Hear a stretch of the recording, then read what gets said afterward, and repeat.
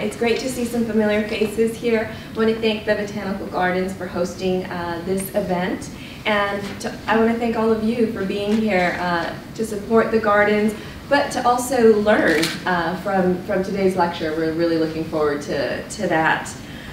I think at some point I'm going to have to modify my bio so it doesn't start with me being valedictorian of my high school. It starts to get embarrassing. But the truth is, yes, I do have a background in science, and my interest in it had to do with conservation and the environment. I'm a very urban person. I'm not much for camping, but I do like to conserve what we have in our environment. And if you're a supporter of the Botanical Gardens, you know that climate change threatens the species that we have here for display, for enjoyment.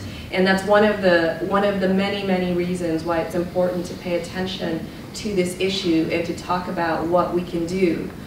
Locally, your city council here in San Antonio in 2017, under the leadership of Mayor Nirenberg, and his mayorship as well, under his leadership adopted the Paris Climate Accord, or signed on to it as a city. Even though it was an international agreement, we felt it was important to become stewards of the environment and to demonstrate that we are stewards of the environment, and to protect our community from the harms and the threats that come with the changing climate. In that time, we've spent almost 2 years with many members of the community, some of whom are here with us today. Thank you for your support on that. Developing a climate action and adaptation plan. So what does that mean? It means we're preparing our community for the extreme weathers that are coming, for the new normals of weather, and for the extreme events. I don't think we would be responsible stewards of this community if we didn't plan for that. It also has a part dedicated to reducing our impact on climate change and reducing the pollution that contributes to that. And San Antonio as a community is absolutely well poised to do that. Why do I say that? How many of you had your toilets, had your toilets traded out by the SAWS rebate program a number of years ago? Yes, Jim. My family did as well. As a result of all of those efforts, meeting with the business community, working with the hoteliers downtown, SAWS avoided building a whole new sewage plant. And that saves you money, and it was the right thing for our environment. That is one example of things we expect to be able to do going forward if we're able to adopt this climate action plan, which we will, I should not say if. So thank you to EcoCentro and the Botanical Garden for organizing this talk. And after today's talk, or maybe even during, if you're tweeting or if you're on Facebook, I hope you will tell your friends and your neighbors about how important it is to take climate action locally. Enough about me. Now let's talk about Dr. Dessler. So I'm here to also introduce our speaker for today. Dr. Dessler is Professor of Atmospheric Sciences and the Rita A. Haynes Chair in Geosciences at Texas A&M University. He holds a BA in Physics from Rice University and a PhD in Chemistry from Harvard. No small feat. And his work has taken him from NASA's Goddard Space Flight Center to the University of Maryland and to the White House Office of Science and Technology Policy under President Clinton, where he served as a senior policy analyst. He's written 2 books on climate change and has received numerous awards and retweets for his work, including the American Geophysical Union's Ascent Award, a distinction as a Google Science Communication Fellow as well. And this is a fun fact we took from your website, that once you gave one of your classes an exam on climate change, and the exam was to write down, "We are screwed," over and over again, until your students broke down with despair. Now what I want to know is what constitutes an A on that exam. So hopefully you can tell us that while you give your talk as well. So welcome, Dr. Dessler.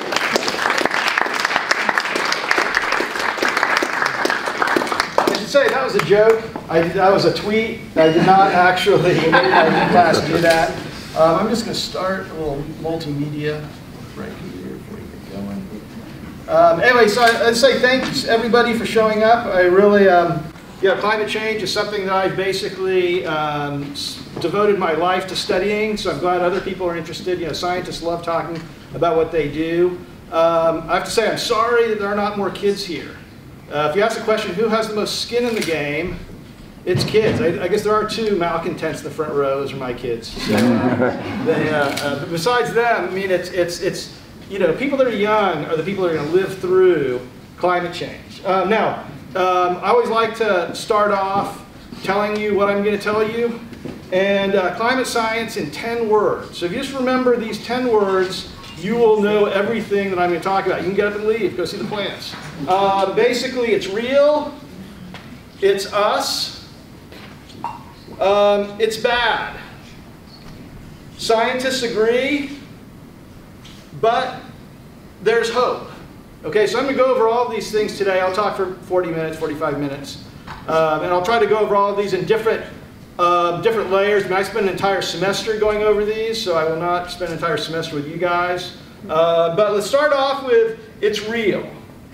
Okay? So again, I spent a lot of time talking about it. I can't spend very much time if I want to get through everything, so I'm going to show you one slide that shows it's real, and then feel free to ask me questions because I'm going to just barely scratch the surface of what we know. So this is surface temperature data. I don't have to stand here, do I? Is there any reason for me to stand? All right. So this is surface temperature data. We've been measuring the temperature of the planet of the Earth with liquid and glass thermometers. And for about the last 150 years, we have enough density that we can actually measure the global average temperature change. Now, I've replotted everything in terms of Fahrenheit. So when I just talk about degrees, I'm almost always talking about Fahrenheit. Okay, so I know there's some people that think Celsius, probably not very many. I know I don't think in Fahrenheit, I think in Celsius, but I've changed everything to Celsius. And this basically shows that the climate has been warming. It's warmed about 2 degrees Fahrenheit over the last 150 years. Now, that doesn't sound like a lot, but when I get to it's bad, we'll start talking about what that means. All right? So, now the IPCC, we have so much evidence for this. We've got satellite data. You know, as the climate warms, you expect to lose ice. We're losing ice. We see the oceans heating up. If you heat the oceans up, you lose ice. Sea level should go up. We can measure that. So we have just an abundance amount of evidence. So the IPCC refers to the warming of the climate system as unequivocal, meaning beyond doubt. And so I'm not going to really spend any more time talking about that other than there's really no question the climate's warming. All right, so it's us. So this is, you know, we trace the call. It's coming from inside the house. All right, so just establishing a trend doesn't tell you what's causing the trend. All right, so you have to use other evidence to determine this. And so you can think about it like you're committing you're an investigator looking at a crime. So the first thing to realize is if you come across a house that's burglarized, the house did not burglarize itself. Somebody had to do it. And when we see the climate warming, we know there has to be a physical cause. You have to be able to say, this is the mechanism. Saying it's natural is not a mechanism. Okay? There has to be a physical mechanism. This is a physics problem. So we also know that it's not the fact that today's temperatures are extreme. In fact, the climate has been much warmer and much cooler than today. So it's not any kind of argument about what we're seeing is far outside of natural bounds. That's not the case. Instead, you do the way you would do it if you were a detective investigating a crime. You'd look at all the suspects and you'd say, well, which ones could do it? You know, it's like that episode of Columbo, for people old enough to remember that show. So we can list down all the suspects that could be doing it. These are things that we know have changed the climate in the past. And we have good physical understanding of how they change the climate. So for example, orbital variations. As the Earth's orbit changes, the climate changes. That's in fact what causes ice ages. But we know that that can't be right because it doesn't change fast enough. The orbit hasn't changed in the last 100 years. So it can't be changes in the orbit. Volcanoes. There hasn't been the right kind of volcanic activity that could possibly have caused the warming of the climate. So we can eliminate that. Solar. Certainly as the sun gets brighter, that could cause the climate to warm. But we've been measuring the output of the sun. We have satellites that measure solar output, and we don't see any trend in solar. So we can eliminate solar. Internal variability. That's probably the hardest one to eliminate. That refers to things like El Nino events. things where the climate has an internal oscillation. And it's hard to eliminate that, but I would say there's no theory for how that could be causing the warming. So there's nobody has come up with a physical explanation of how internal variability can affect warming. So I'll put sort of a dashed line through that. And so that leaves greenhouse gases, which are all being driven by humans as the last suspect. Now, there's a lot of evidence that greenhouse gases are responsible. So, for example, we have a good theory. So 160 or 180 years ago, Fourier worked out that the atmosphere warms the climate. And then Tyndall in the 1850s worked out it was water vapor and carbon dioxide. And then Arrhenius in the 1890s is the first person who said, if we add a lot of carbon dioxide to the atmosphere, you're going to warm the climate. So we have really firm theory that connects greenhouse gases to climate.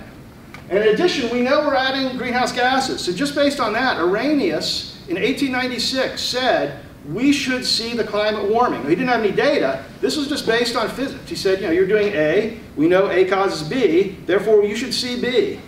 The timing and the magnitude of the warming that we've experienced matches what we expect. So let me show you a plot that's I put together, but from a paper that was published in 1975. So the gray line is the observations. This dashed line right here is when the paper was published. The red dots are the prediction of what the warming was going to be. This is from Wally Broker, who just died a few months ago. And it's really an amazing prediction. You know, the gold standard of science is making a prediction that's not obvious that turns out to be correct. And if you can do that, if you can make predictions of things, that says you understand something fundamental about the climate system. And in addition, I won't go into great detail. There's things called fingerprints, which is not just the amount of warming, but the pattern of warming matches what we expect. So if you add a greenhouse gas to the atmosphere, you expect the stratosphere to cool and the lower atmosphere to warm. And that's different from, for example, if it was the sun. If it was the sun brightening, you expect all parts of the atmosphere to warm. And indeed, we see the stratosphere cooling. And that was actually predicted before it was observed. It's another key prediction of climate science.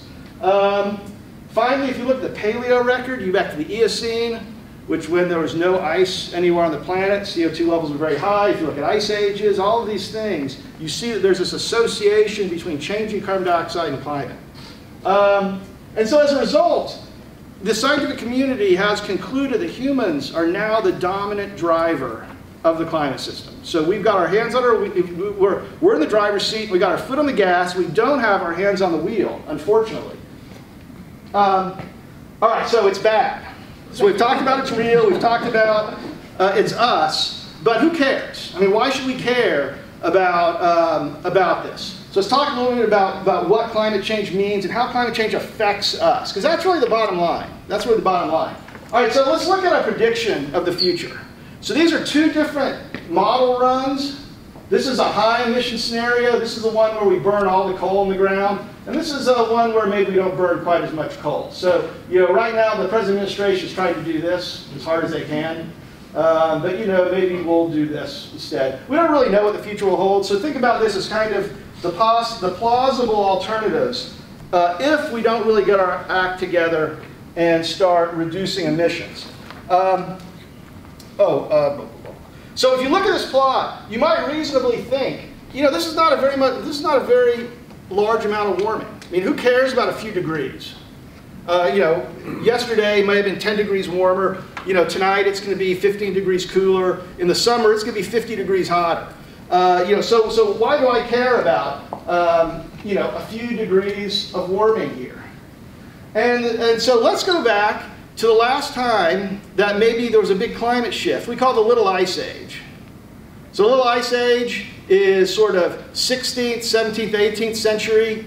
And it was cold then. It was actually much colder than it is now. So you can go to a Renaissance painting. This is one from 1565, and the people that, you know, if you're a paleoclimatologist, you can go back to where the person was standing when they painted this, and you can say, what does this look like now? And what you find is that, for example, this painting shows people skating on a pond, and you may show some glaciers in the distance. If you go there, the ponds don't freeze anymore. and the glaciers are gone.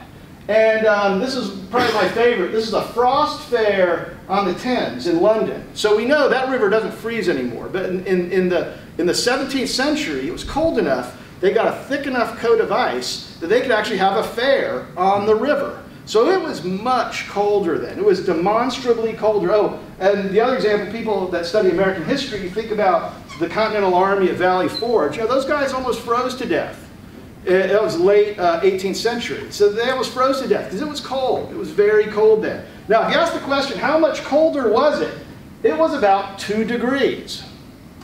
And so if you think about it, that's amazing. 2 degrees Fahrenheit, if you cool the climate in the global average by 2 degrees, you get a little ice age.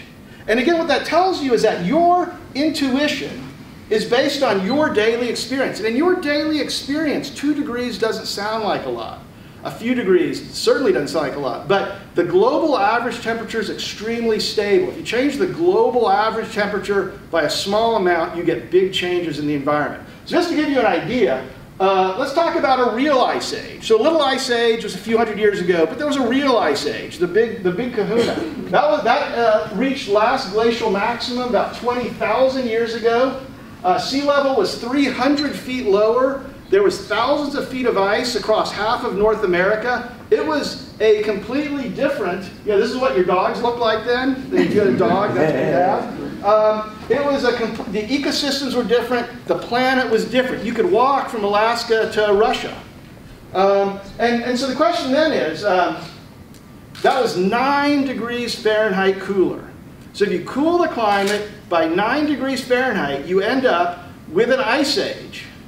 And so now you look at this plot. This plot takes on a whole different meaning. This is, again, this is globally average temperature of the next 100 years. You see that the upper limit is about the same amount of warming as we had since the last ice age. And think about how much that changed what the world looked like. And the other thing, and this is really, there are many things that scare me about climate change, but you've got to realize it took us 10,000 years to come out of the last ice age. We're going to do this in 100 years. All right, so the disruption to ecosystems and the disruption to the world is going to be immense if we actually follow sort of this upper limit estimate. Now, the other thing about it, again, there are many things that trouble me. This perhaps might be the single most problematic moral issue in climate change for me. So I've taken the same plot, but I've kind of compressed the time axis down here. So this is 100 years, so we're right about here. This is 2100. So let's look far into the future. So let's look thousands of years out to the future. So let's imagine we follow this upper red line, and then here in 2100 we go, oh crap, let's stop emitting carbon dioxide. So we cut off carbon dioxide. Carbon dioxide emissions go to 0. So what do you think is going to happen? Do you think the temperature is going to come back down here pretty quickly back to what it was? The answer is no. Carbon dioxide and climate change are essentially forever. Now, not literally forever on geologic timescales, but forever on any timescale we care about. So for the next thousands of years, the climate will remain hot. And that's because carbon dioxide stays in the atmosphere for a long time. And once you heat up the oceans, it takes a very long time for them to cool off. So the decisions, so this really does trouble me. The decisions that we make now in the next few decades will essentially determine the climate for the next 10 or 20,000 years. And so if you think about it, someone in the year 3 or 4 or 5,000, I mean, we can't even, it is impossible for us to imagine how far that is in the time. It's just a number, 3,000 years in the future. You can't even imagine how far it is. And yet we will have determined the climate they live in. And we'll do that in the next few decades, just depending on the decisions that we make. And it's because climate is forever. And again, not literally, but effectively forever. Now, let's talk about why this is probably not a good thing. This amount of warming is not a good thing. Talk sort of more about nuts and bolts, dollars and cents. So why is climate change bad? So it's bad not because change is bad, but it's bad because we are adapted to our present climate. And the analogy I like to give is, imagine you walk into your closet. I should say my closet's not that neat. But imagine you walk into your closet and you pull something off the rack. It probably fits you. And the reason it fits you is because you bought it to fit you. It has your neck size, your arm length, your waist, your pants. There's no change you can make that makes your clothes fit you better. If you got taller or shorter, it's not going to fit you better. You get wider, thinner, it's not going to fit you better. Your neck get bigger or smaller, not going to fit you better. So you are adapted to your present climate. You're adapted to your clothes. Your clothes are adapted to you, rather. Now, let's think about climate. We live in a climate system. We have built our life around this particular climate system. So as an example, here's a dock. Now, when you build a dock, you are suddenly adapted to that level of the lake. If the level of the lake changes, your dock may not be useful. So here's an example of a dock that's no longer useful because the water level has changed. And it doesn't really matter if the water level goes up or down. In both cases, your dock is no longer useful. And I feel sorry for the people that live way over on that side of the lake. They used to have a nice lakefront property, which they no longer do. And so we are like that. We have adapted ourselves in millions of ways to the climate that we experience now. And as it changes, we will not be as well adapted. If you change your shape, you got to go get all your clothes altered. That's not cheap. That's expensive. That's a cost. And as the climate changes, it's like your clothes don't fit. We're going to have to pay to adapt to the new climate. So let's talk about some specific examples of damages. So first of all, anyone here remember the summer of 2011? It's unforgettable if you lived through it. I mean, it was hot. In College Station, it was unbelievably hot. I mean, it was 104, 105 degrees every day. And if you remember opening your electric bill, it was extremely expensive. And in fact, I found this in the Dallas Morning News. $429 light bill. That was August of 2011.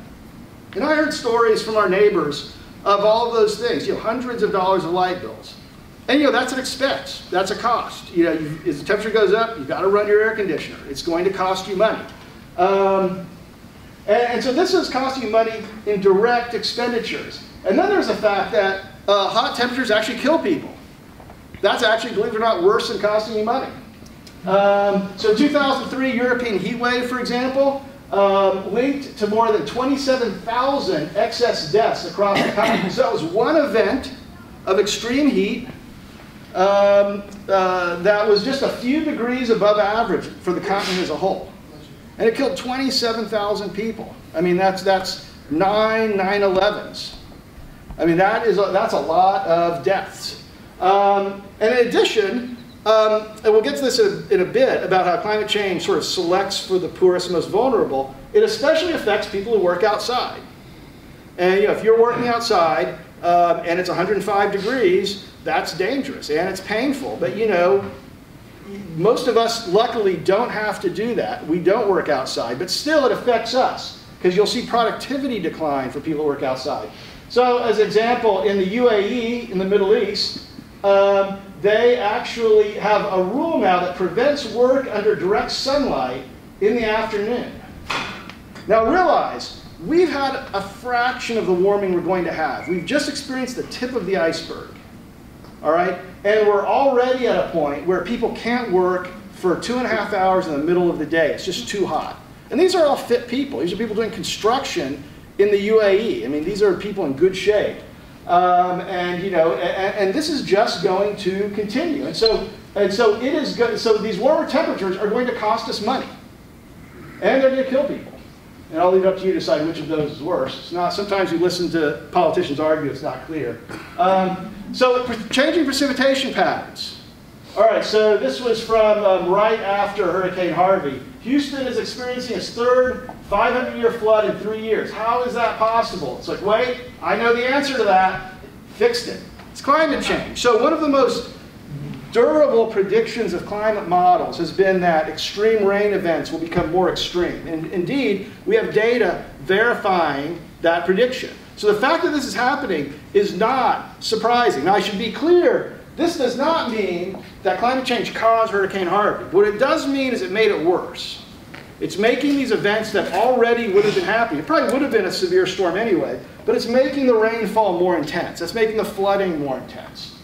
And these storms cost billions of dollars. And in addition, we're spending billions more to build infrastructure to handle the flooding. But you know, the problem, of course, is we're always chasing our tail on this, because as the climate warms, these floods are just going to get worse, and it's going to continue to overwhelm the infrastructure we build. This is a real Sisyphean approach, trying to build infrastructure to handle the last storm, which is what we're always trying to do. Sea level rise. So we can predict sea level rise of about 3 feet this century, and probably 20 plus feet. I mean, maybe it's 100 feet. We don't really know over the next few thousand years. Because remember, the warming that we produce is going to stay forever, and it's going to be melting ice for the next 10,000 years. And so we're going to get a lot of sea level rise. So a lot of places in the U.S. are not really are not going to be.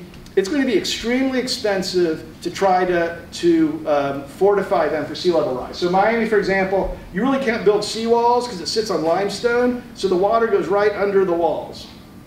And so Miami very well could be doomed. I mean, I don't think Miami will be gone in 100 years, but I think Miami will be a significantly reduced city.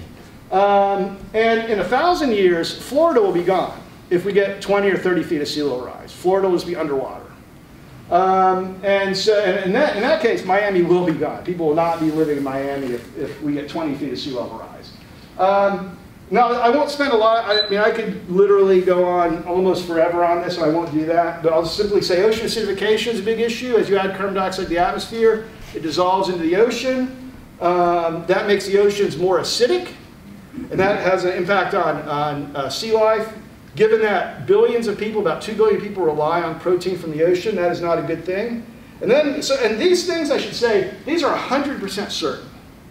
There is no question these things are going to happen.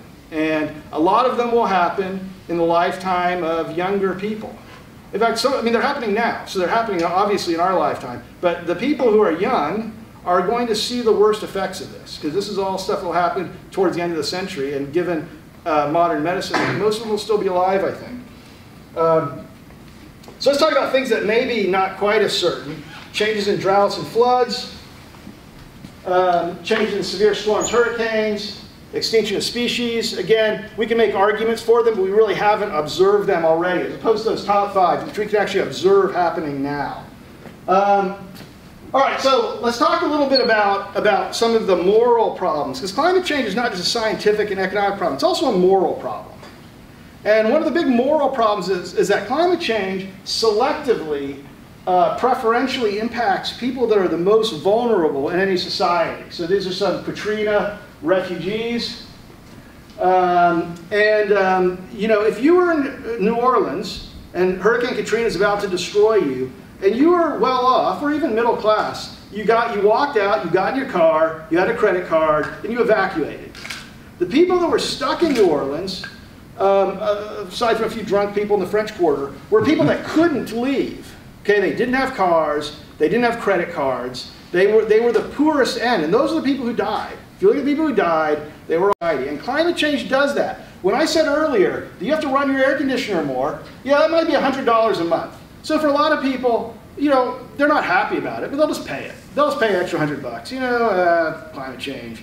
You know, but imagine you're on a fixed income. Imagine you don't have that extra $100. Then it comes down to a question of, do you pay your mortgage? Do you pay your rent? Do you pay your electricity bill and run your air conditioner? Do you buy food? You know, do you pay for your kids to have clothes? You know, those are the choices. So it's the people who are the poorest and the most vulnerable who really get hammered by climate change. Now, the other thing I want to touch on is this idea of non-linearity of damages. Now, that's a big word, non-linearity. You know, it's a $10 word as opposed to a 5-cent word. But it means something that is really intuitive to a lot of people. So here's an example. Imagine you have a house, and the house is sitting next to a river or sitting next to a seawall or something. And you know, at the beginning, the water's pretty low. And then over time, the water's rising. As water's rising, because sea level's rising, because storms are getting worse, all of these things are happening, it's driving the water. Now, the person who lives in this house, he doesn't care. Damage is 0. All of this rise, oops. All of this rise has led to 0 damage to his house.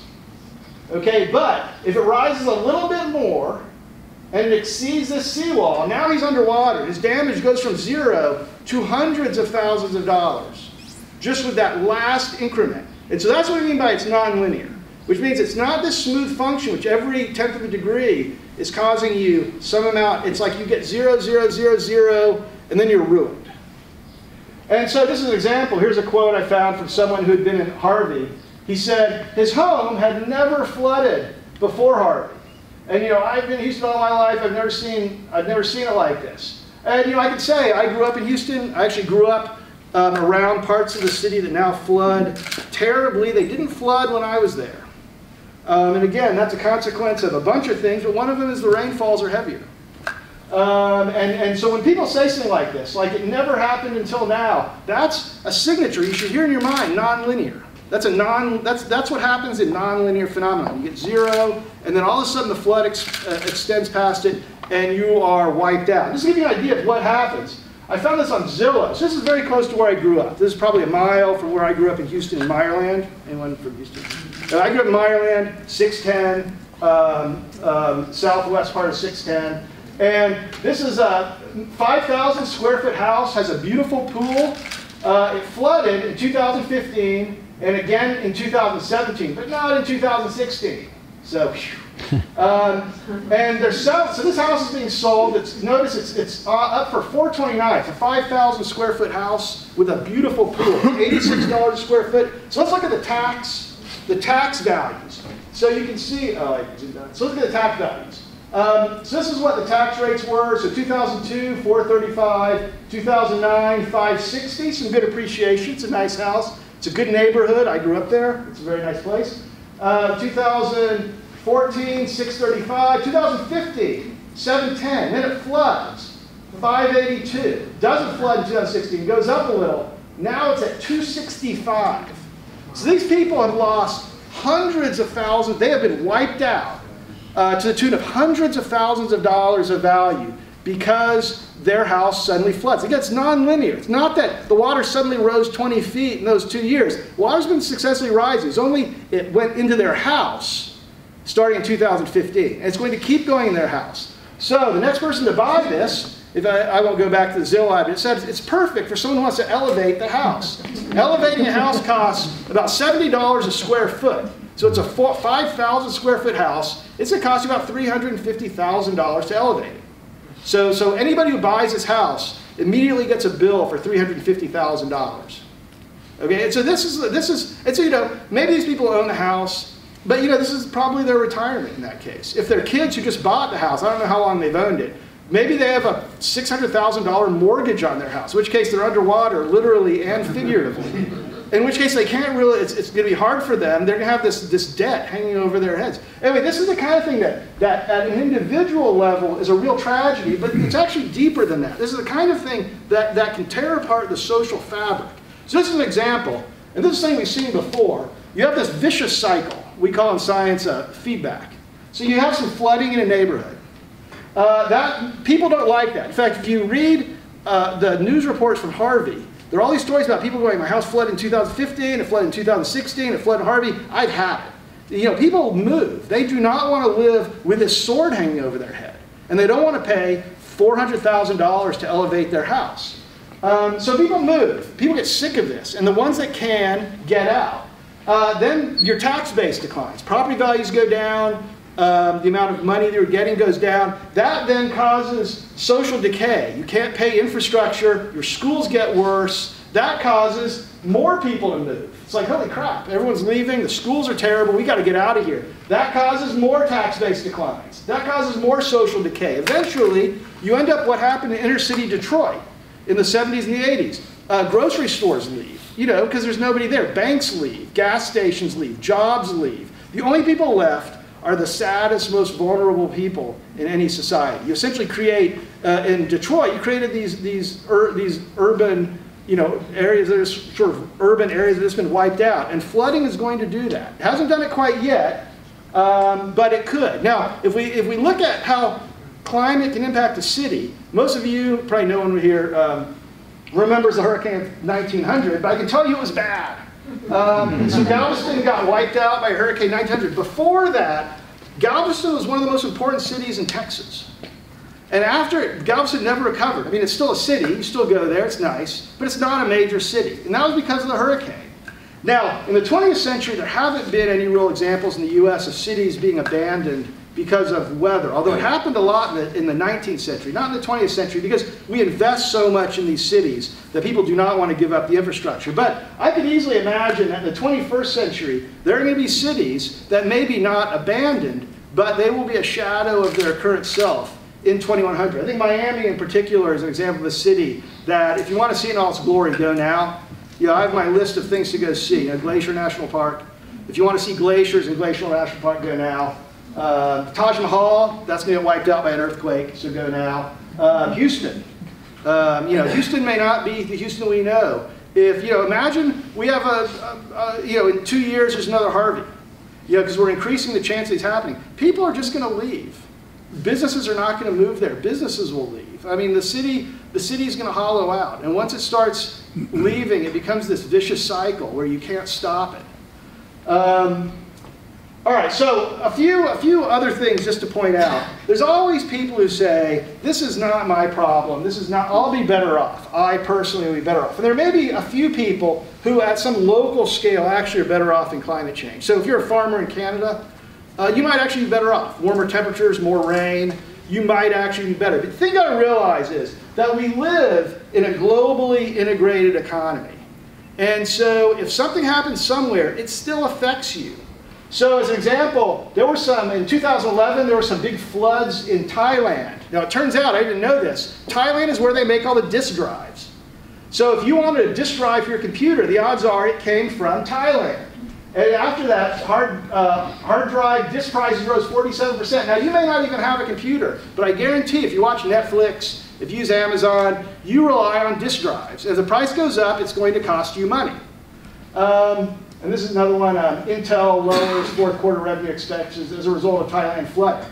And finally, this is sort of more recent, PG&E, Pacific Gas and Electric, I think. So they're the electricity company, or they're one of the utilities for California, and they declared bankruptcy because it looks like they started the fire that burned Northern California in last fall.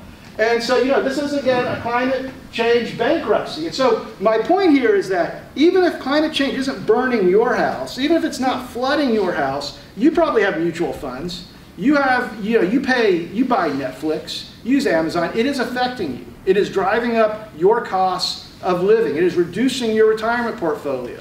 All of these things, it is doing all of these things to you. You will not be better off with climate change. Even if you think your local situation is, you know, you will not be. And then we can talk about security.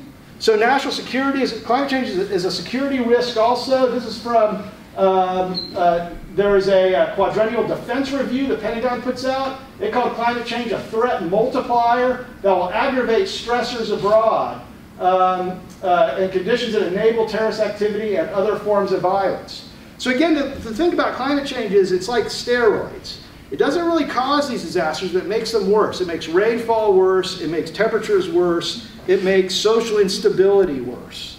And in places, you know, the U.S., we're a pretty socially stable place, so we can handle a lot. But in some places, they're always on the edge, and climate change can tip them over. So climate change will make us poorer, and it will make us less safe. And that's why essentially every credible economist out there says that we should take action. Now they'll argue about how much action to take, but they all say we should do something about it. We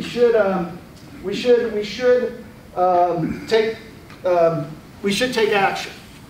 All right, so I've talked about those three things. So let me just spend 60 seconds talking about scientists agree. I'm not going to spend a lot of time talking about this, and then we'll talk a little about there's hope, and I'll wrap up.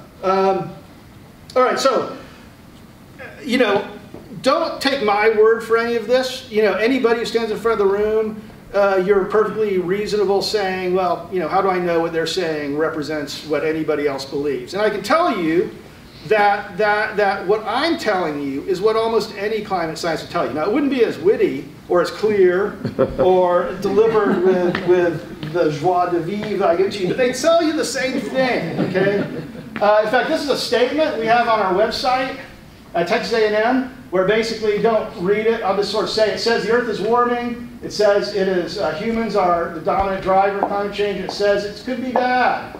And this is something unanimously agreed upon by the entire faculty at Texas A&M. You say, well, you know, maybe they're all weirdos. But, you know, if you go to any of the great research universities in Texas, Rice, Texas Tech, Baylor, or even some of the lesser universities like the University of Texas. That's a joke.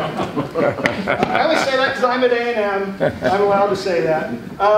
You know, even if you go to any of those universities, you won't find anybody that says anything different. In fact, every once in a while, somebody tries to set up a debate. Let's have a debate about climate change. And it's easy to find someone who will give you the mainstream view that I'm giving you. But they have to fly in a skeptic from out of state. They have to, in order to get someone to represent the other side, they have to fly it in because there's nobody in Texas. And ask yourself, if there was any legitimate debate about this, wouldn't there be a 50-50 split or a 60-40 split among climate science in Texas? The answer is there would be, but there's not. And that tells you there really is no legitimate debate about the points I've given you.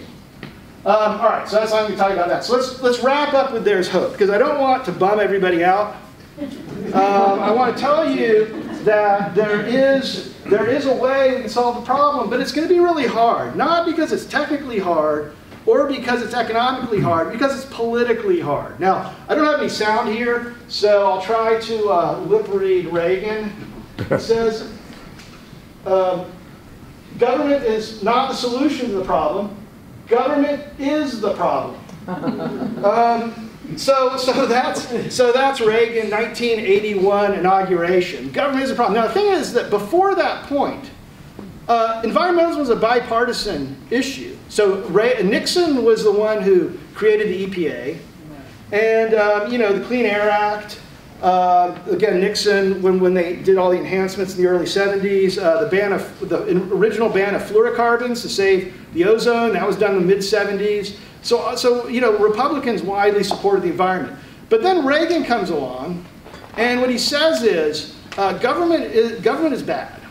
Just sort of in an absolute sense. Not kind of like we should minimize. We should never, ever have the government do anything.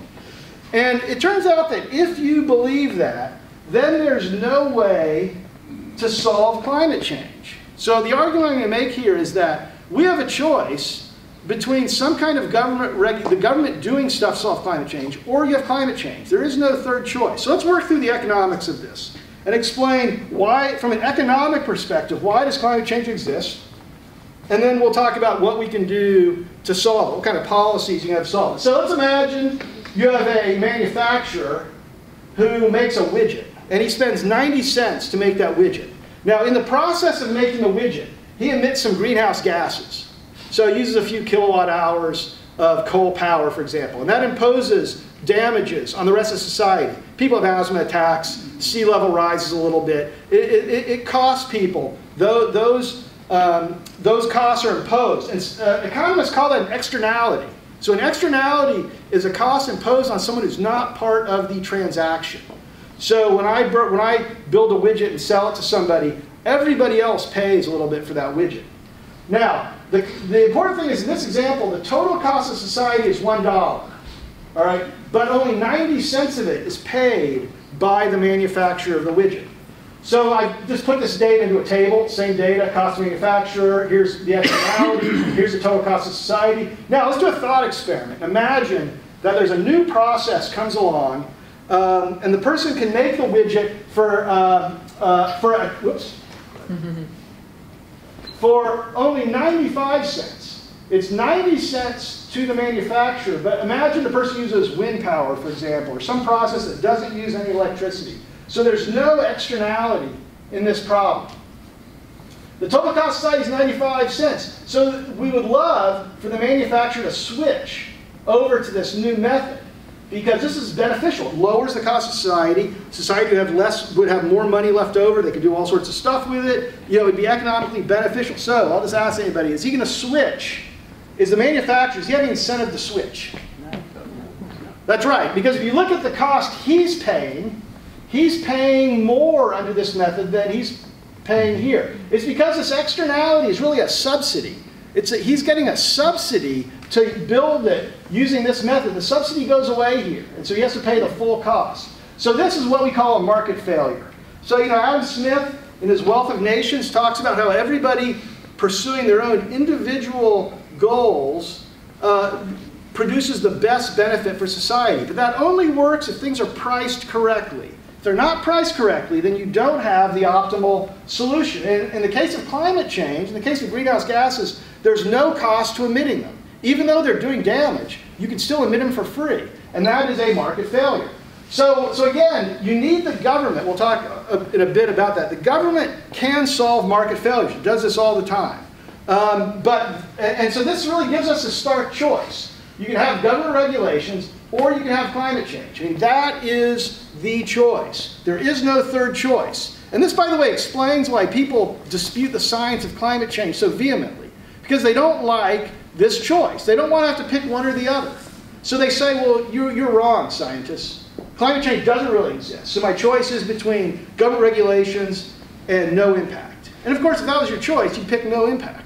Why would anybody want government regulations if it wasn't to head off something bad? And so, this is why climate skepticism exists. It's not because they actually doubt the science. In most cases, they don't even understand the science. But yet they advance it as a way to avoid having to pick the choice. And again, if someone goes to the doctor's office, and the doctor says, God forbid, you have cancer, your choice is to do nothing and have the cancer run away, or to have chemotherapy. That's a terrible choice. Nobody wants to have that choice. But, and some fraction of people will say, doctor, you don't know what you're talking about. And it's denial. And it's pure and simple. It's exactly what we see going on here. All right, so what can we do about it? What policy can we adopt? And I'll sort of move through this probably a few minutes later than I would like. All right, so the key thing to do this is to put a price on emissions. So instead of letting people emit carbon for free, you put a price on them. You make the emitters pay the full cost of what they're emitting. And so in the parlance of economics, you tell that this is internalizing the externality. Now this is a market, make no mistake, people say it's socialism. It's actually a market-based policy that at least until the last 10 years, all the free market think tanks were wildly in favor of. It only became socialism in the last 5 or 10 years. Because it does not tell anybody what to do. It does not tell anyone how much to emit or what technology to use or anything. If you want to emit, if you want to drive, you want to burn a pile of coal, you can do that. You just have to pay an emissions fee to do it. And so, it doesn't encroach on your freedom whatsoever. And so let's actually ask, now let's go back here and see what's the person going to do? Why does this work? So the reason it works is, again, here's our old method. Person is, this is the method with a carbon tax. This is the cost to the emitter using the old method. Now he has to pay 10 cents because he has to pay an amount equal to the damage that he's doing by emitting carbon dioxide. And so his total cost is now $1. And so now when he compares it to the new method, this is now cheaper because we forced him to pay. We've taken away the hidden subsidy that nature has given him that allows him to burn fossil fuels for free, even though he's imposing costs on other people. And so the total cost to the manufacturer is now cheaper. And so yes, the manufacturer is going to switch. He's going to do what's in society's best interest at this point. And so again, just to review how these policies work, it makes emitters accountable for the damage they're providing. Now, I just give you a quick calculation, because this really blew my mind when I did it. So we have a typical house in College Station. During the summer, we use about 2,000 kilowatt hours of electricity. Now, if a lot of that's generated by coal, we actually pay to get some wind power. But the damage just from air pollution from coal has been estimated to be about 2.5 cents per kilowatt hour. That's just from air pollution. It's not even taking into account climate impacts. And so that works out to about $50 a month of damage you're doing for sort of a typical house. So people should be accountable for that. You shouldn't get a hidden subsidy. In addition, it changes the cost-benefit analysis. It encourages efficiency of fossil energy by raising the price of fossil fuel energy. It encourages people to use less, and it encourages a switch to non-emitting sources like wind and solar. The carbon tax doesn't affect the price of those because there are no emissions associated with it. So it only raises the price of fossil energy. And finally, it promotes innovation and research and development. Now, one of the things that irritates me to no end, which you can see if you read my Twitter feed, are politicians who say we need innovation to solve climate change. Now, the thing to realize is innovation is not a policy. You cannot write a law that says, we decree innovation will occur. You have to do something. Innovation, you have to have a policy to promote innovation. And this is a policy, a carbon tax is a policy that will do that, a price on carbon. Because once people know that there's a price on carbon, they realize that if they do research to come up with a cheaper solution, they will be rich. And so it promotes energy, it promotes R&D. Yeah, I'll skip that. Well, I'll just quickly go through this. But we also need other things besides the price of carbon. Certainly we need subsidies for research and development. There's a lot of technology that we need. We'll also need conventional regulations. There are some facets of our economy that don't respond cleanly to prices on carbon. So things like car efficiency standards are very efficient, are very effective. And we're going to need adaptation. We cannot stop climate change. It's too late in the game. We're going to experience quite a bit of climate change. We've already gotten 2 degrees. We'll probably get 1 or 2 degrees more, even if we take really maximal action. And so we need to adapt to that. And geoengineering, let's hope not. But, you know, geoengineering is like the airbag in your car. Geoengineering, by the way, refers to active manipulation of the climate system, where you, for example, inject aerosols into the stratosphere. It's like the airbag in your car. You never want to use it. But, you know, there may be situations where it's better than not using it. So I just have a couple more things to say, and let me talk about this first one, and that is estimates of cost. So there's a playbook out there. If you want to oppose environmental regulations, you say the science is uncertain, and you also say it's going to bankrupt you. You know, you trot out some farmer. This is going to ruin us. We can't possibly afford this. Now, this argument has been made before every environmental regulation in the history of the world. For people who remember the ozone hole, I'll just say, here's an example of the kind of crap you'll be hearing. So people remember the ozone hole. So ozone hole, mid-80s, we banned fluorocarbons. At the time, they said, you have to get rid of your air conditioner. We're going to have to retrofit millions of air conditioners. It's going to be incredibly expensive. In reality, can anybody tell me what year the F11 and F12 freons were actually banned? Montreal Protocol. Right? Well, yeah, what year was the actual ban go into place? I mean, nobody remembers. Because by the time it happened, it was so cheap that they had replacements for them that were essentially the same price as the F11 and F12 freons that were destroying the ozone layer. And so we can see in past environmental regulations that this argument that it's going to be expensive is wrong. They make it because it scares the crap out of people. That's how you win political arguments. You scare people. You're going to be bankrupted by this. You know, they don't even know if it's right or not. And the reason it's wrong is that people are smart. And if you say, look, fluorocarbons are going to be banned, then all the industrial companies in the world will start searching for a replacement. And they're going to find it, and it's going to be just as cheap as the original fluorocarbons are. And so this is actually not going to cost, so it cost us essentially zero. I mean, I think it was like $30 to replace the old compressors in cars with new ones. And you know, in a car, what does the floor mats cost? Like $200. You know, so people don't notice that. It's in the noise. And in addition, first of all, solving the problem, getting rid of fossil fuel energy will be a lot cheaper than people say it will be. In fact, wind and solar are almost competitive. In fact, in many cases, they are competitive already. You just need to build some transmission lines, nice new tech. And then you save all the money from the externalities and hidden subsidies of fossil fuels. So in fact, we can solve climate change and be better off. And I think, you know, I get accused of being an alarmist a lot because people don't like scientists who go out and talk to the public. But, you know, the true alarmists in the debate are the people that say we can't solve it. This will ruin us. Because it won't ruin us. I mean, the historical record shows that we can attack environmental problems at low cost. And I don't even understand why people still listen to this argument, because it's been wrong so many times. All right, so this is my last slide.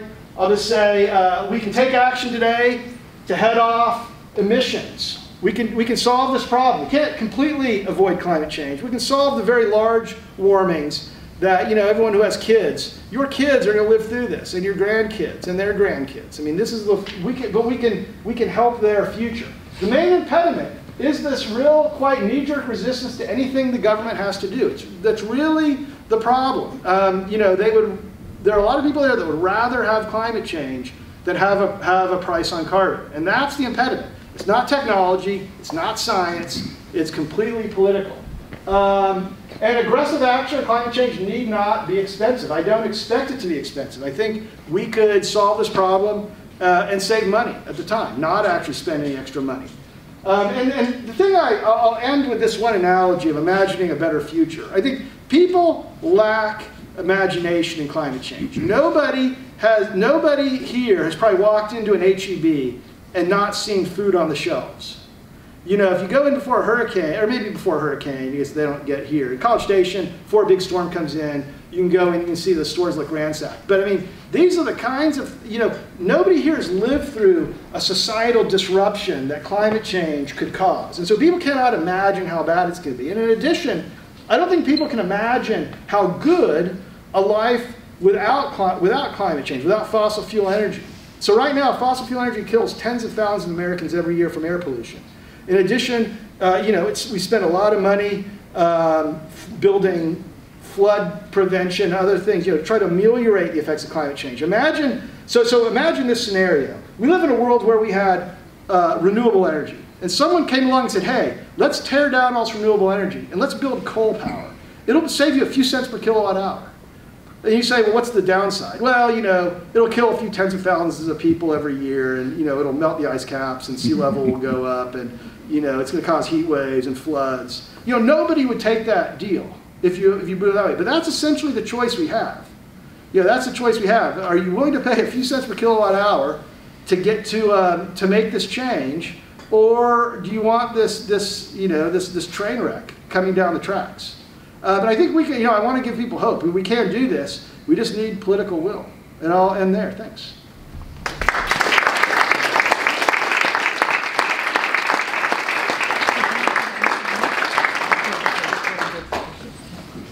All right. Thank you, Dr. Dessler. Dr. Dessler has agreed to participate in a Q&A. And sir, if you would have a seat at the panel table there. Also, Councilwoman Sandoval and Julia Murphy from the City of San Antonio Office of Sustainability have also agreed to participate in this question and answer period. And so if you all would have a seat, thank you very much.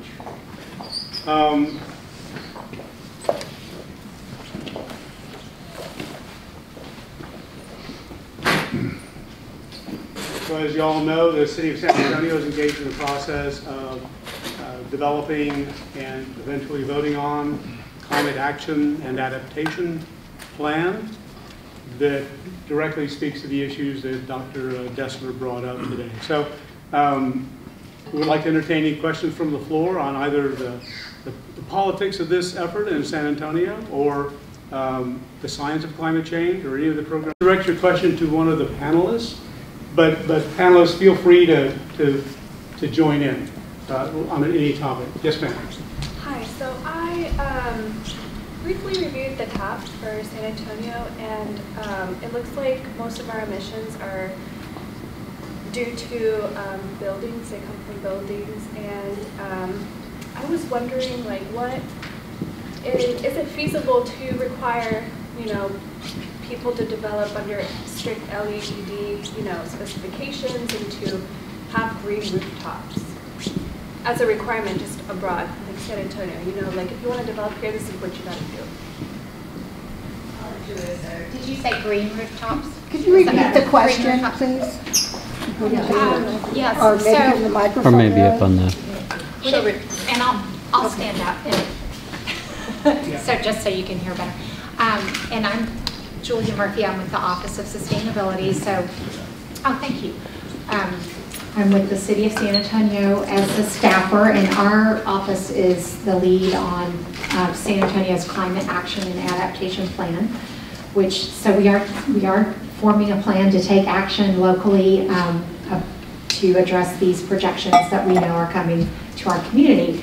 And just a plug on that real quick, it is open for public comment and review right now through March 26th.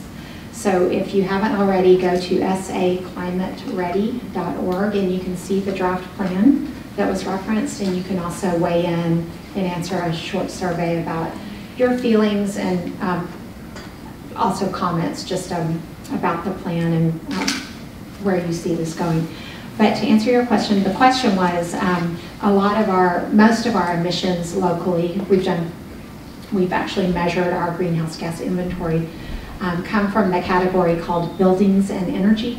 And really what that means is the energy that is powering our buildings is accounting for, I think it's 48% of our emissions.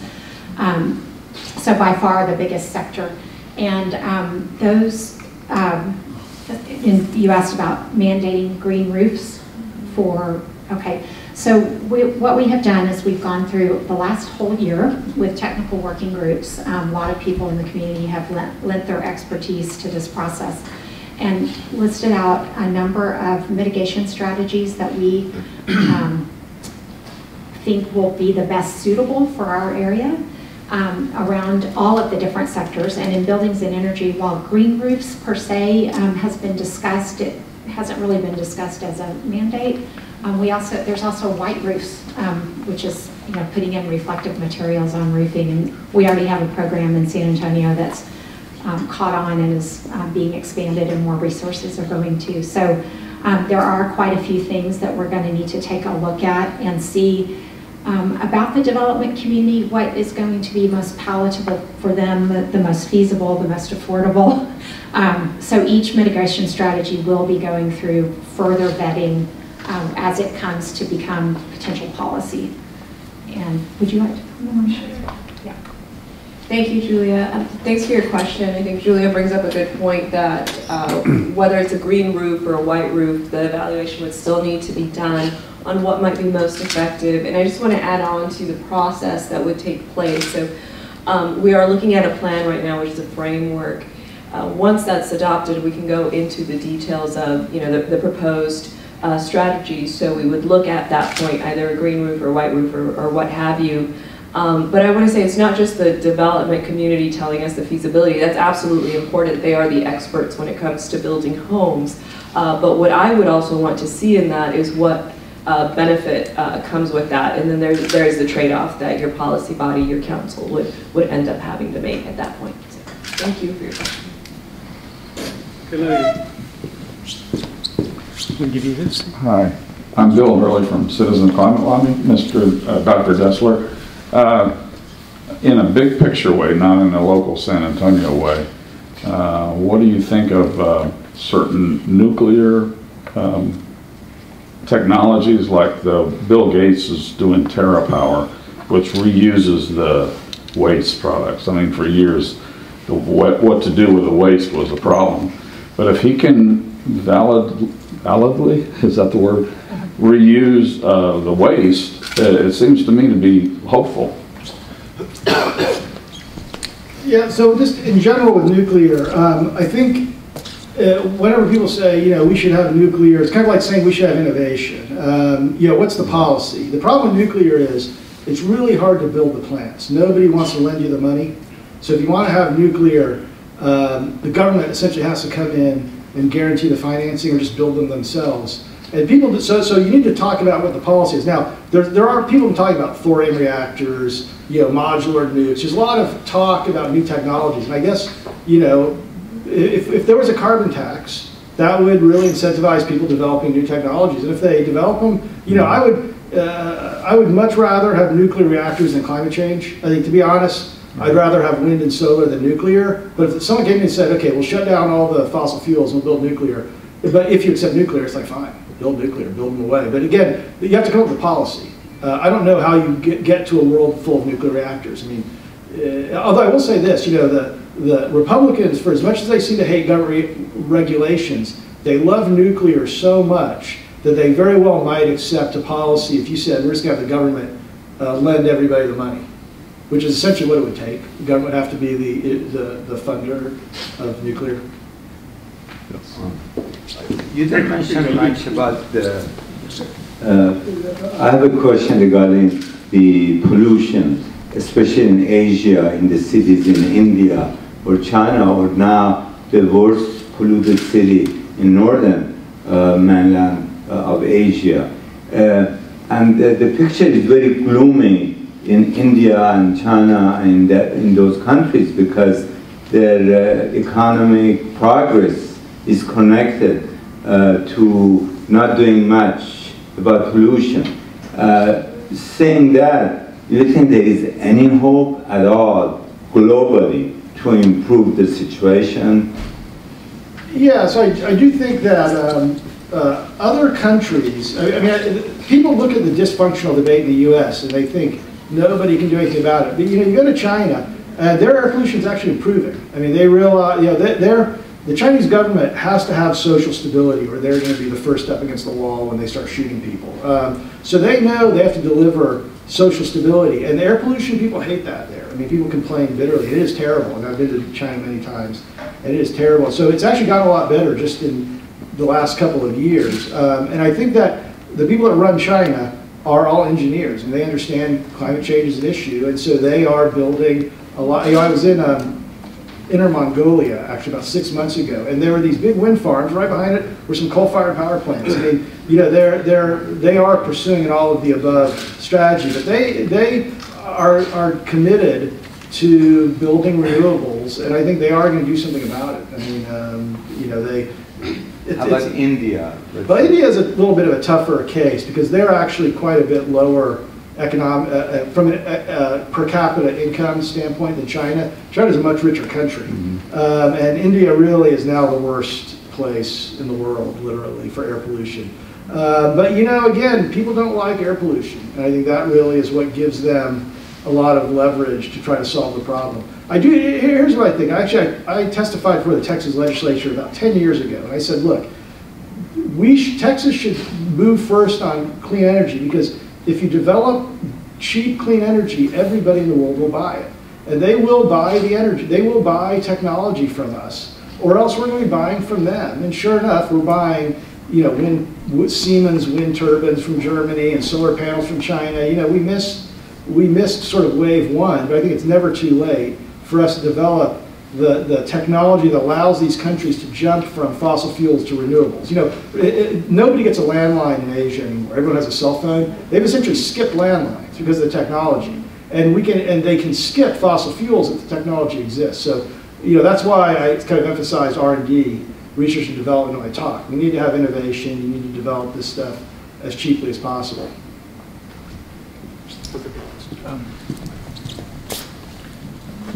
If there isn't a global mechanism to internalize the externality of emissions, does it make sense at a local level, like at a city level or a council level, or county level, to do anything, to have policies about anything other than mitigation?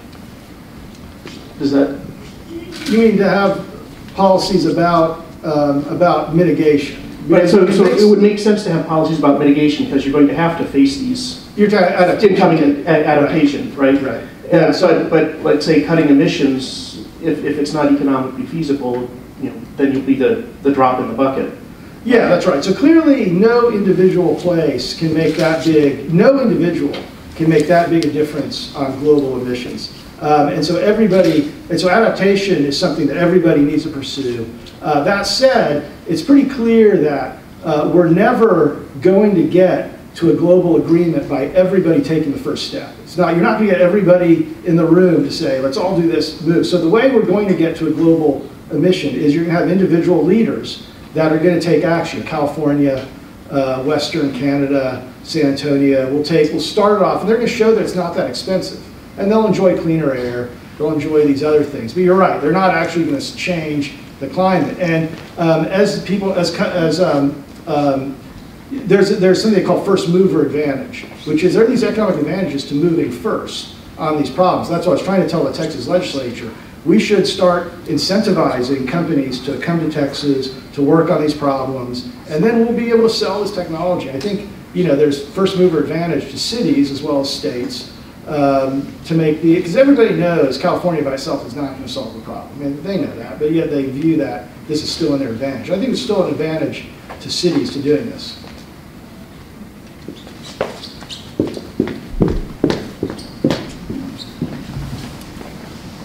My question is to the professor. So you showed two things, the statistical historical data and the projection. The statistics had like few down points. Right. There were few areas where like even in 2003 you were able to achieve the temperatures what you were seeing in 1900s. So was there a study done to trap the changes which happened in those lower points? Yeah, so if you look at the data, there's certainly noise, and to a large extent we kind of understand what these noises are. So these are what we call El Nino events. That's a tropical phenomenon. So if you ask the question, why was it so hot right here? That was an El Nino, that was an El Nino. Some of these drops, that drop is the eruption of Mount Pinatubo, that drop is the eruption of El Chichon. So we understand physically this is not noise. This is actually geophysics that's going on. And we understand to a great extent. There's some things we don't quite understand. It's not 100% clear why you had this long period of no warming. They call it the grand hiatus in the middle of the 20th century. It could be aerosols, could be modes of ocean variability. There are a few theories of it. We kind of understand this, and everybody's convinced that in the long run it's getting warmer. You know, there's no year-to-year noise. I can't predict what next year will be, but it's going to be hot. It's not going to be down here where it was in 1900s. It's going to be up here, but I don't know if it's going to be warmer or cooler or that. That's sort of the short-term, sort of global weather that we can't predict. We know it's going to be hot. So I think this question is primarily for Councilwoman Sandoval, but if anyone on the panel has any sort of input, I'd like to hear it. I know you say, Professor, that the political will is it's the solution, it's how we solve this issue. And I know we can't talk on a national level, but I'm curious on a local level, when we talk about political will, are we talking about individual citizens, or are we talking about business interests and interest groups in the city that control these things? And whatever that breakdown is, what can we be doing to create the political will that we need locally and nationally, if you have thoughts on that too, to get us where we need to go? Sure. Yeah, I think.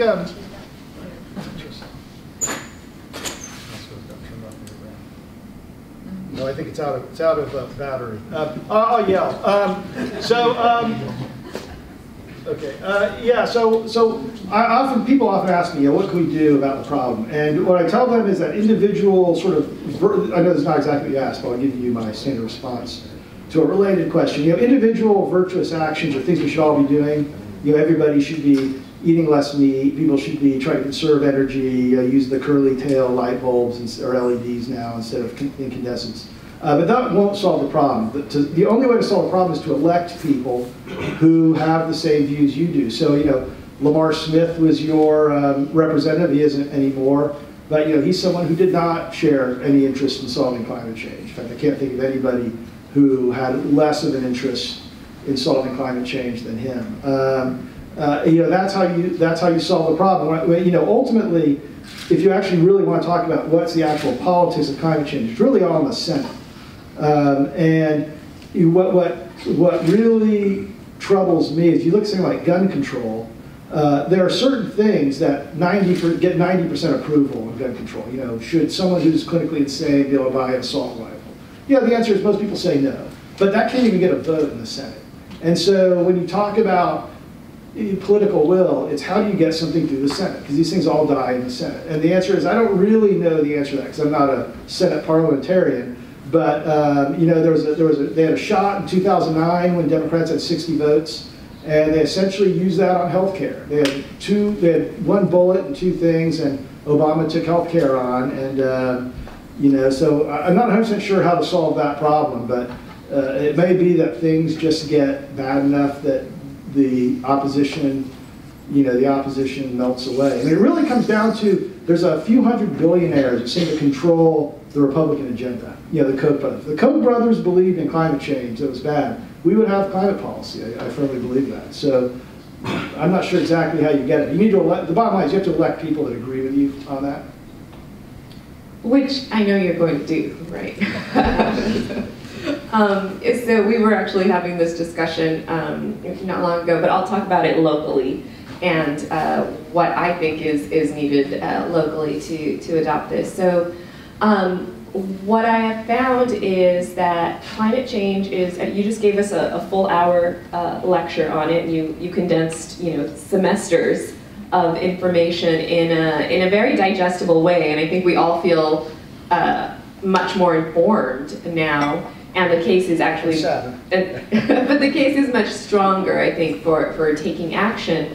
Not everyone has the luxury of going through that 1 hour long lecture, including perhaps some of your leaders at the local level. I have the benefit of not just having sat here today, but having studied climatology for a while when I was in graduate school. So I approach it somewhat differently.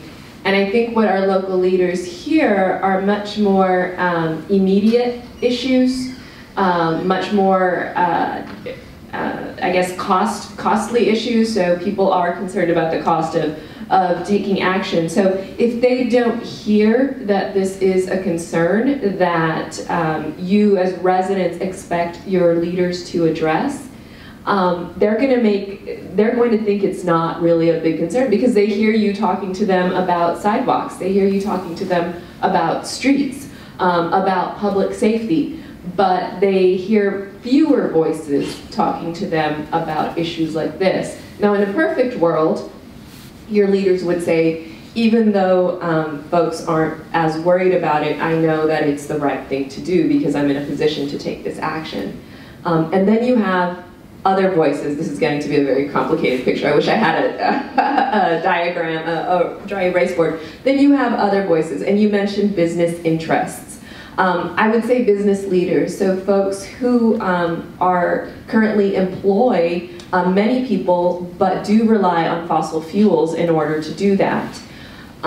So let's take, for instance, we have at least two energy companies here locally, and I would fault us, or me, for not having gone out to Valero and New Star at the beginning of this process and saying, let's sit down and talk. You're a big employer in San Antonio, but we are going to have to do something about climate, and let's talk about how we're going to do that together. And that's the conversation that needs to happen. It is starting to happen now.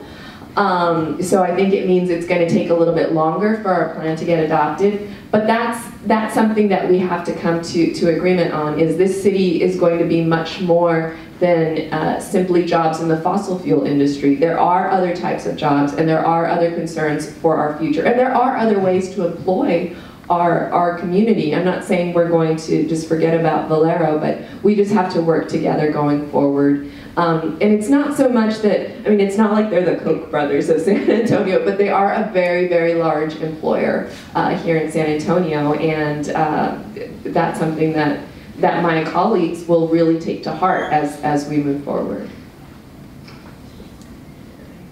I'll just add to, at the SAClimateReady.org website, there's a list of FAQs if you don't have time to read the whole plan. We also have it condensed into what we're calling a snapshot, so you can kind of get a better picture of it in a shorter amount of time. And then there are different messages for different constituencies, so we're trying to develop that language around, you know, how it affects you as an individual, how it affects you as a business owner. And so resonating with that audience is, I think, another key to helping people understand why it will benefit us all. Wait, I want to add on one more thing. So if this is of concern to you, I would make sure that your elected official knows it. And there are a number of ways, or even your employer knows it too. And there are a number of ways you can do that with your elected official. I've received emails from a number of people saying, please strengthen the climate action plan. I've received emails from other people that say, don't increase my utility rates. So letters are one way, meeting face-to-face with your council person, extremely effective. if you can do that. And then I just heard of something called slacktivism. And what it is you actually tag your elected official on social media and draw public attention to the issue, and that usually you will get a public official response when you do something like that. We had a homeless issue in a homeless encampment in District 7, got lots of slacktivism about it, and yes, that got resolved pretty quickly. Very simple question, Dr. Dessler. It was a great and persuasive argument in your presentation. What does it take to get a copy? Yeah, I could. Yeah, $1 million in small bills. I record all my presentations. If you email me, you can Google my webpage. I'd be happy to either send you the PDF of the slides or I can give you a recording. Thank you. Yeah, Dr. Dessler and perhaps also Councilwoman Sandoval, thanks for being here. And I serve on the steering committee of the Climate Action Plan, and I have to credit you for your leadership on this process. And Dr. Dessler, I want to ask somewhat of a personal question. Being someone who's interviewed a lot of climatologists, a lot of climate scientists, going back maybe 15 years, 20 years, I've watched this violently politicized atmosphere around the work that you do. And in fact, interviewed, there's a couple, I think, of your colleagues at A&M that have since retired that wrote a book years ago, The Changing Climate of Texas.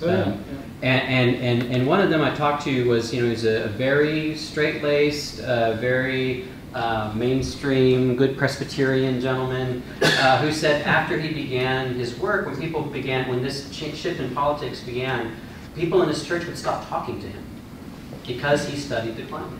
And I've talked to others like Michael Mann or Catherine Hayhoe who get death threats because they step out. Now you said you've had people say you're an alarmist, and maybe you've gotten worse than that. And perhaps also the councilwoman is an outspoken voice for climate action. I'm just wondering what that experience, how you made the decision to step forward. Because I know a lot of researchers didn't get into this for the politics. Probably most of them did not, or all. And it's been a large, difficult conversation within the academia. Yeah, so that's an interesting question. Where to really begin on that? Let me say that you're right. You don't go into this I didn't go into graduate school in the late '80s thinking I'm gonna push a socialist agenda on the country. But and certainly climate change has been politicized. And the reason it's been politicized, it's important to understand this, is because politicians have drawn science into the public debate. So the way it ought to work is you should get some authoritative organization, National Academy of Sciences, the IPCC, WMO, World Meteorological Organization. They should put out a report that says this is what we know. And the politicians should take that and say, okay, we agree, this is the body of knowledge, now let's debate policies. But what ends up happening is it's good politics to argue about science, to say it's not happening, it's not right. And so the politicians, Ted Cruz has made lots of statements about how the climate has stopped warming. And that puts me in a really weird situation. I can ignore it, which I think is an abdication of my fundamental responsibility. Plus, I have a very low outrage threshold. So, I see that as outraging. And so I respond. And in responding, when I say this is what the science says, I'm now making a political argument because he's drawn whether the Earth is warming or not into politics. So scientists are not politicized. This is being politicized by politicians. And it just sort of, at some level, I just can't not respond when people say that. I mean, I get paid by you guys. You guys pay my salary. State of Texas and the federal government pays all my income comes from there. And so I feel it's sort of my obligation to tell everybody else what the royal we, me and the rest of the scientific community. I've done very little of the work I talked about. No individual scientist has done that much. We've been working on this problem for 200 years. But telling you all what we know, that's sort of my responsibility. And so, that's why I do this. I just feel like I can't be silent. And it is being politicized by politicians. Lamar Smith, he was famous for doing this. Ted Cruz, your local politicians make science a political issue, and then they complain that it's politicized. So, you can't win at some points. But you do what you have to do. I mean, eventually we're going to win this. There will come a time when everybody will recognize that those guys got it exactly right. you know, the water may be up to here, but they will recognize it's right. I just want people to know, I don't ever want anybody to say that I didn't warn them. So your question, Greg, was more about how do we feel about being outspoken on this issue? Personal moral decisions or ethical dilemmas that you have as leaders in the community, leaders in the... Yeah, so it does concern me that some folks might see me as anti-jobs because of putting forward this agenda, and that there may be some misunderstanding of someone who cares about the environment as someone who does not care about people, but ultimately that we live in an environment, right? Like if you cannot succeed as an individual if that chamber doesn't work for you where you are. So yeah, I have to think about that a little bit more. I mean, it's hard to leave it all aside, right? I spent years of my life dedicated to that and schooling dedicated to that. So it's kind of like telling me that was all for naught, you know, or that it's not worth bringing to the table. And I believe it is. It helps me solve lots of other problems as well. So it's my first term as a council person. God willing, I'm back after May for another term.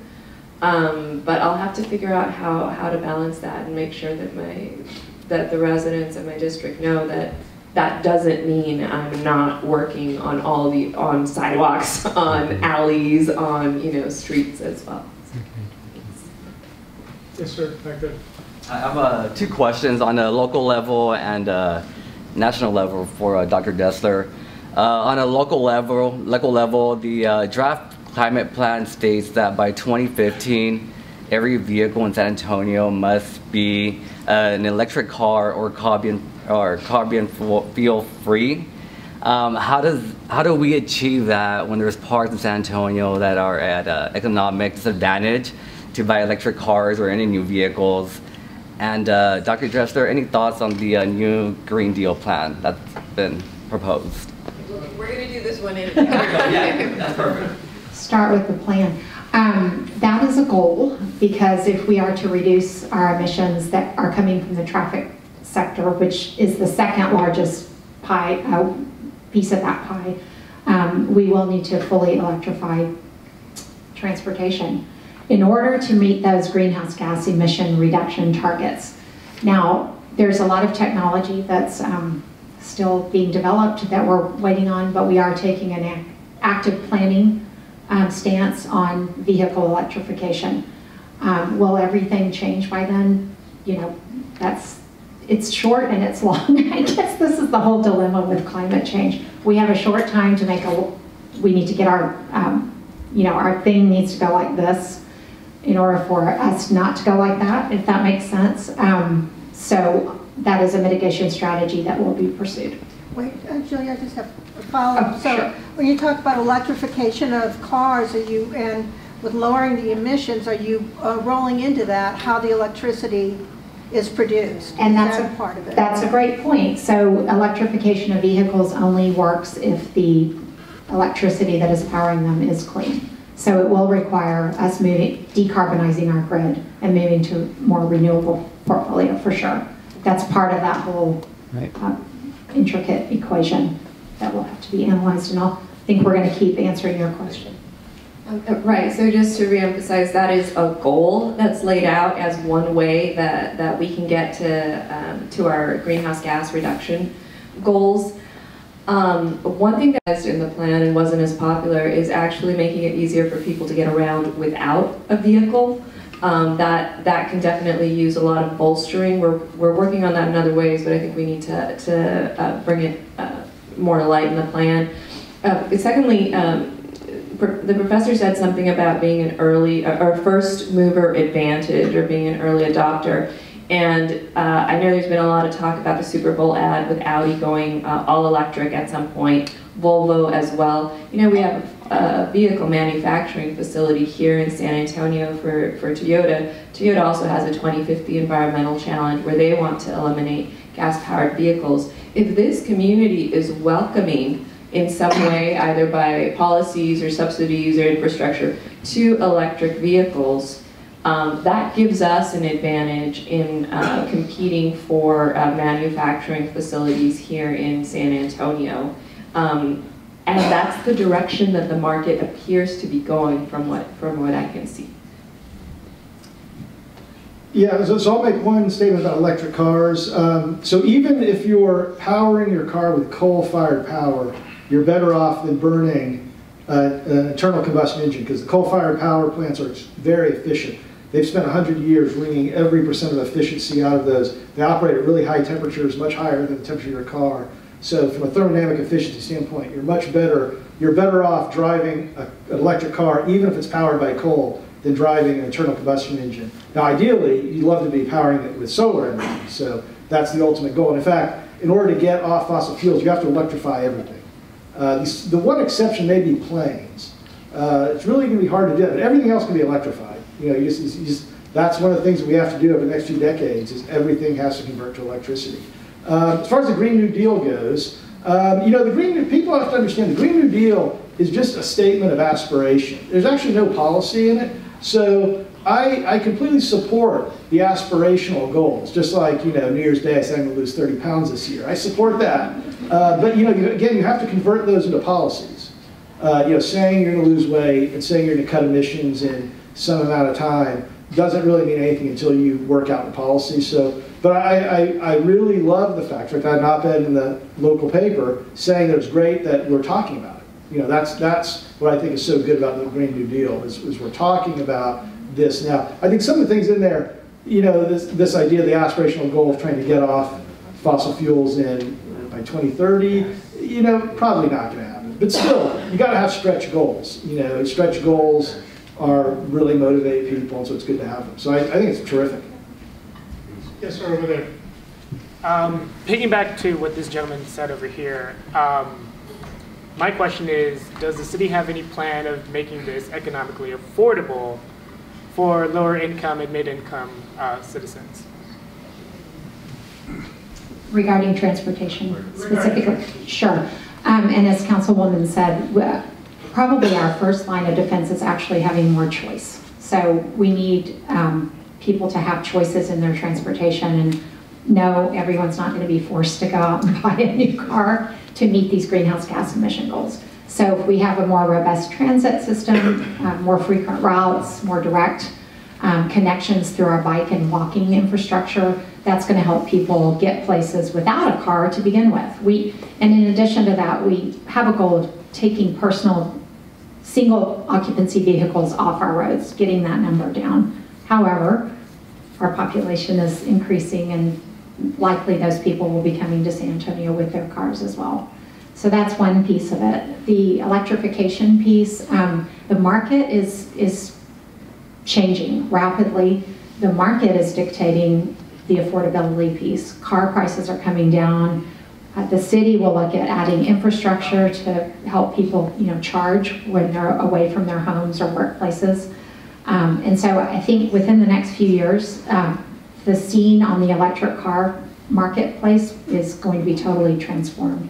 And by the way, I did learn recently that China is leading the world right now in electric vehicle adoption.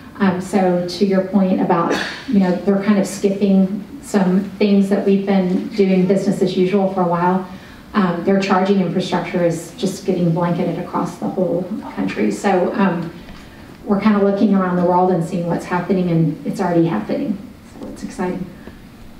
Can I add on that just as a steering member? Equity was baked in from the very beginning of the plan development, and so in the implementation within the plan, every policy proposal has to go through an equity lens. So whether you're looking at transportation or energy or anything else, you know, that's a key part of that. So they'll have to be approved through this process of how is it going to impact the most vulnerable. And in fact, the most vulnerable in the community should be prioritized throughout the implementation of the plan. Thank you for mentioning that, Greg. And I do want to emphasize too, a couple of years ago, the City of San Antonio passed the SA Tomorrow Sustainability Plan, which was a three-pronged effort, and transportation, comprehensive planning, and then the sustainability plan. The climate action plan is coming out of the already adopted sustainability plan, which already includes many of these strategies also. And I feel like in the Climate Action and Adaptation Plan, we did take a deeper dive in that equity discussion, as well as being more definitive about our greenhouse gas emission goals in the next 20, 30, 50 years. So that was kind of the difference from the SA Tomorrow plan, which is already there and which we're already pursuing in many ways.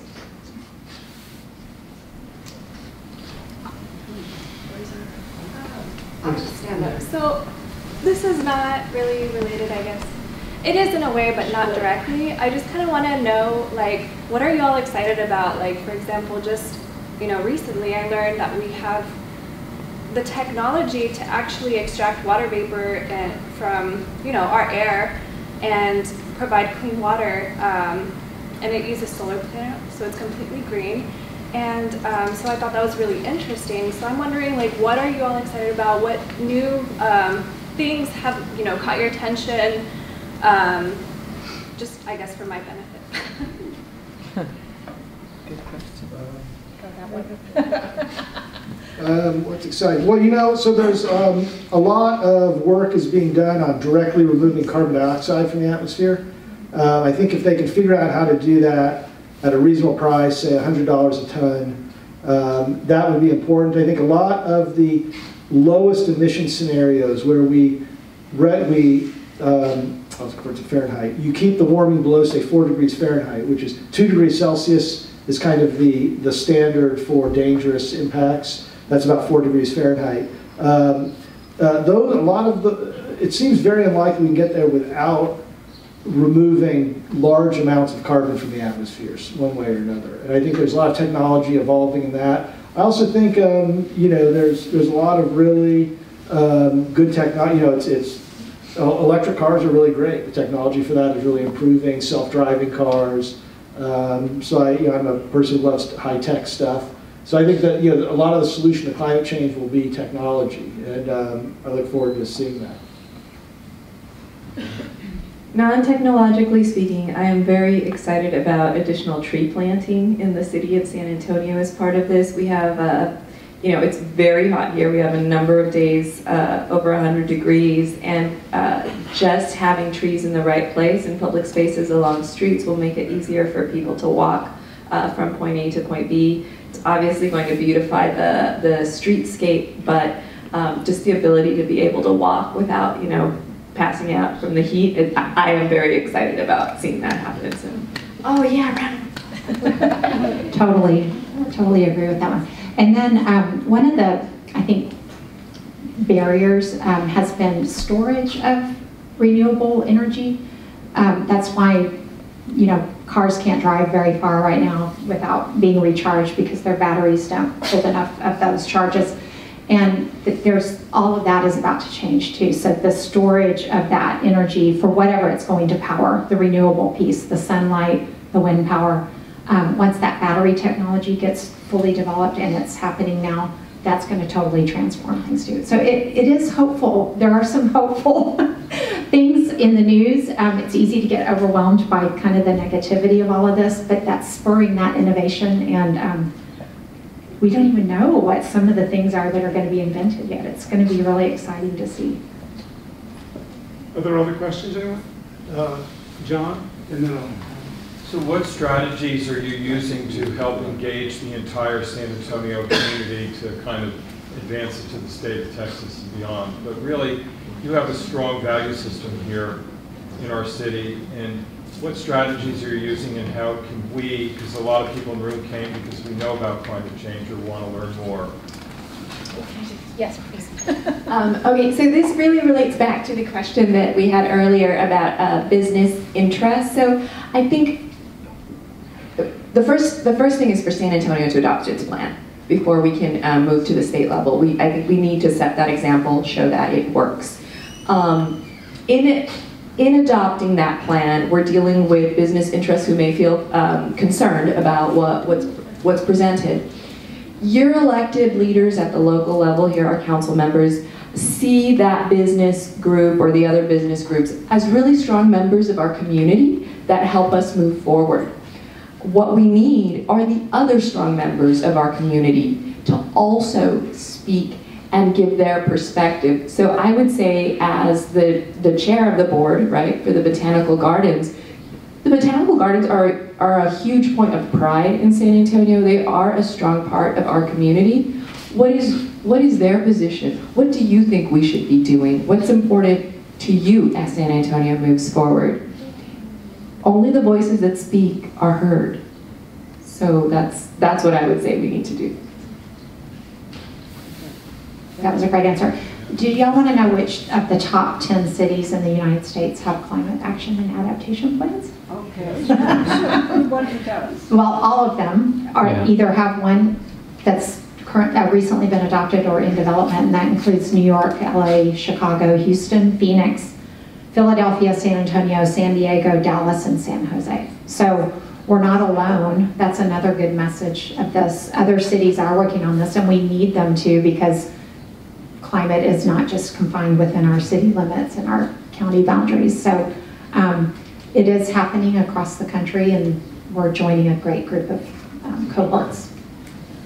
I'm down there. I just had a quick question for the doctor. I wanted to know, currently, who are the global leaders in climate change innovations? I don't think it's the United States, but who are the people that are leading the charge here in helping our global climate? Okay, so the place that's probably working the hardest to reduce emissions is the EU.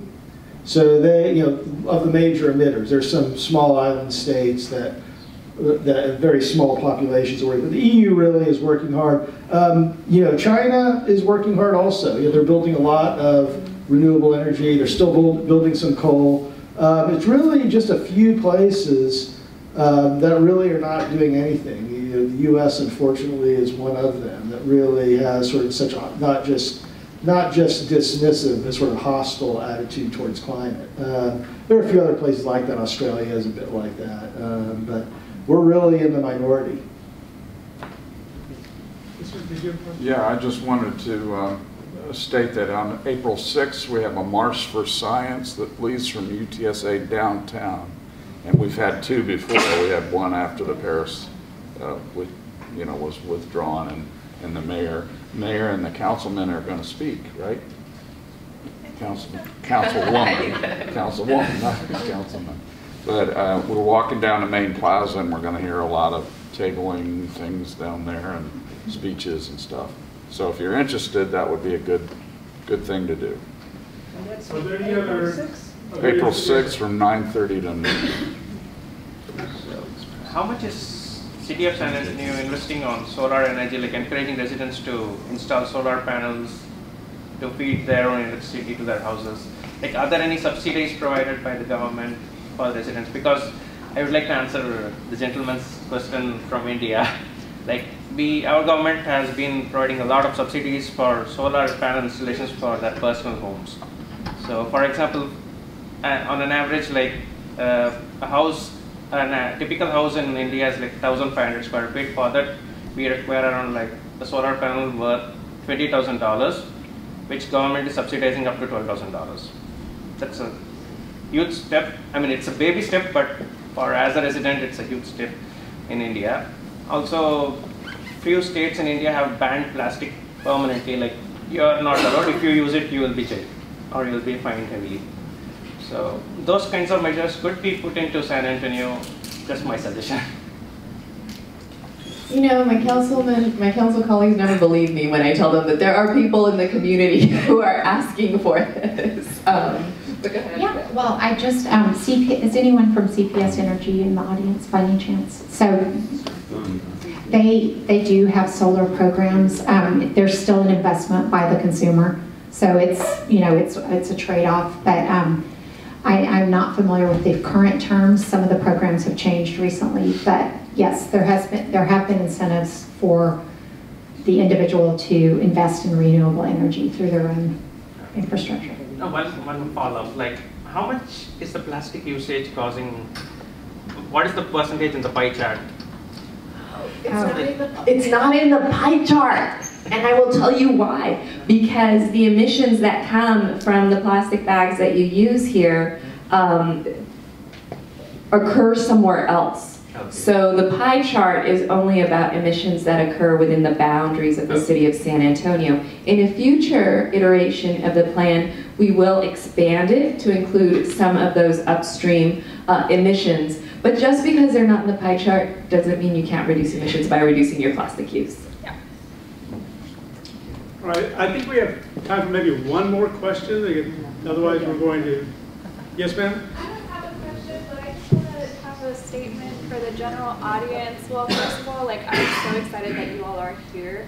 You're more woke, you know, than most of the population here in San Antonio, but you are, and you're so empowered, okay? You can vote with your wallet. You know, you can choose to eat sustainable restaurants. You know, those kinds of things really help this movement continue. So I encourage y'all to have this conversation. It's very uncomfortable. A lot of people don't like to have it. It's very overwhelming, and it is, but it is something, you know, that affects us all, and it can bring us all together, and I'm very excited for the future of the city. And that's a perfect note to end on, I think. So I'd like to thank our panelists, our suggestions.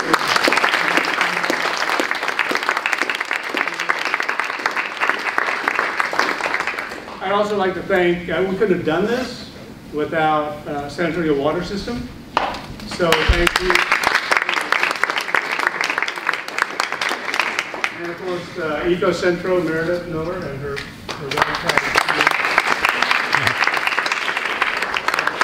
all, because by starting this conversation, by having it with your neighbors, your family, I mean, this is the only way we're going to get out of it. It's love that's going to do it, not fear. So thank you for coming today. Okay.